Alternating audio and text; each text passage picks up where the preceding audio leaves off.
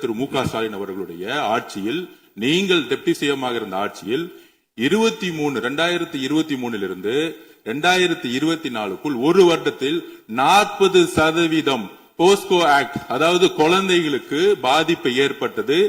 யாரோட அறிக்கைன்னா என்சிஆர்பி. இதற்கு முக்கிய காரணம் ட்ரக்ஸ். 6 வருடங்களுக்கு முன்பு ட்ரக்ஸ் தமிழ்நாட்டில் கிடையாது, இது எல்லோருக்கும் தெரியும்.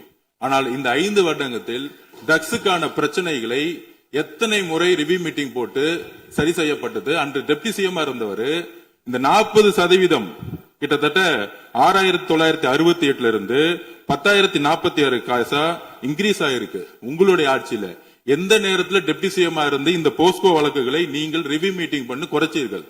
நாங்கள் இந்த 40 நாள்ல கடுமையாக ரிஃபார்ம்ஸ் பண்ணிட்டு இருக்காரு எங்களுடைய முதலமைச்சர்.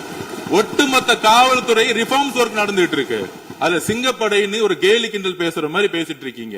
அதுக்கான ரிஃபார்ம்ஸ் பண்றதுக்கு என்ன டைமோ அந்த டைம் எடுத்துட்டு ஒர்க் பண்ணிட்டு இருக்கோம். காவல்துறையுடைய ஒட்டுமொத்த ட்ரக்ஸ் இஷ்யூ கடந்த 5 வருடங்களாக நீங்க சரி செய்யல. அந்த ட்ரக்ஸ் எதிர்கொள்றவங்க தான் ரேப் பண்ணப்படுறாங்க. நீங்க சொல்றீங்க தமிழக வெற்றி கழகத்தோட ஆளுங்கட்சின்னு.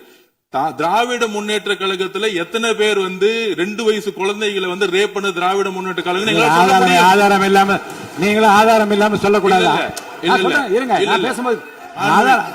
ஆதாரம் இருக்கு, ஆதாரம் இருக்கு, ஆதாரம் இருக்கு. பேரை சொல்லுங்க, ஊரை சொல்லுங்க, எந்த வழக்கு போலீஸ் ஸ்டேஷன் சொல்லுங்க. நீங்க சொல்லக்கூடாது. பேரவைத் தலைவர்களே, ஆதாரத்தை நாளைக்கே நான் சப்மிட் பண்றேன். நாளைக்கே சப்மிட் பண்றோம். அதாவது